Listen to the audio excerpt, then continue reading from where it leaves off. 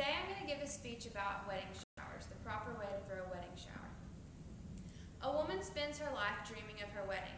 However, the wedding shower is a vital part that she should not have to worry about.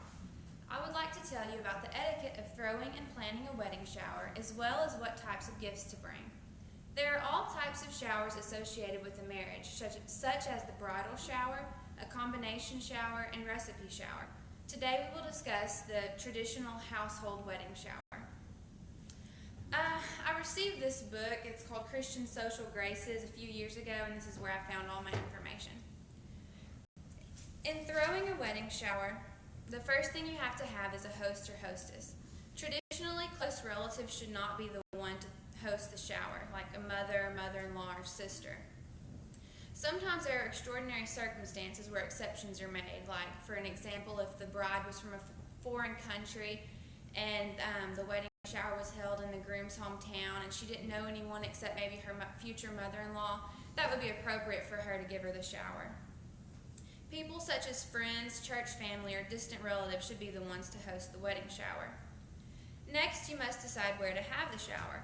A lot of times, the host opens his or her own home to have the shower. Other times, you can use your church fellowship hall or rent a local venue. You could even have a shower outside if the weather permits. You should also have your wedding shower about 2 weeks to 2 months before the wedding, not too close because the bride will be too busy, and not too far away either. Once you know who is throwing the shower and where it will be held, it is time to send out the invites. I have an example of some invitations. This one, I ordered it online. You can type in all the information. And this one I had printed off at a local printing company. If you can't figure out how to do that and you're needing to send out invitations for a wedding shower, you could just get blank stationery and write in your information, or you could even, I guess, type it up on a computer and glue it on there. So you don't have to make it too difficult in getting the invitations. But once again, close relatives shouldn't be the ones to send out the invites. They should never really send out invites to any gift-giving event. It is appropriate, however, for friends or distant relatives, such as a cousin or a sister-in-law, to help the hostess and send out invitations. You also have to discuss, in planning the shower, you also have to decide who are you going to invite. If you want a more traditional wedding shower, you'll invite women only, the bride's friends and mother, mother-in-law, grandmother. You may ask the bride for a list of guests or any special guests she wants to invite. More recently, it has become popular for couples to have couples wedding showers, where the groom is present at the shower as well as his friends and the bride's friends. At these parties, married couples are welcome and singles can bring dates. I think that this rising fad is a fun idea. You also have to have a wedding shower theme. This can be difficult to decide.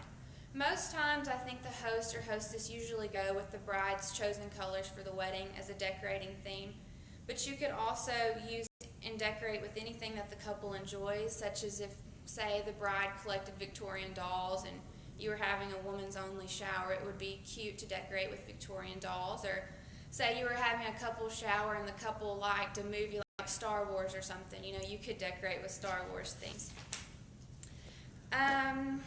You also need to know what type of gifts to bring to the shower. Sometimes in your wedding invitations you can write in what the bride's colors are, what she wants to decorate with, because in a household wedding shower you're usually getting the couple things that they can use in their home, such as kitchen items like cookware and pots and pans and spoons and kitchen utensils, dish towels, and just dishes like cups and plates and bowls.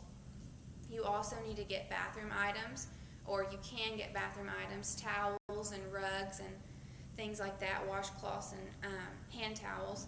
Also, you can get decorations for their home. It would probably be hard to figure out what that person would like unless they were registered, but I would think that picture frames and candles you can't really go wrong with, so those are two good ideas. The wedding shower is such a great jumpstart for the happy couple. Many times, newlyweds are low on money and without the wedding shower could not have gotten by. Besides the gifts, it is also nice to be surrounded by your friends and have a net of support at this vital time in one's life. Knowing how to throw a shower the proper way will help you let the couple and the couple's families know just how much you care for them. I'm done.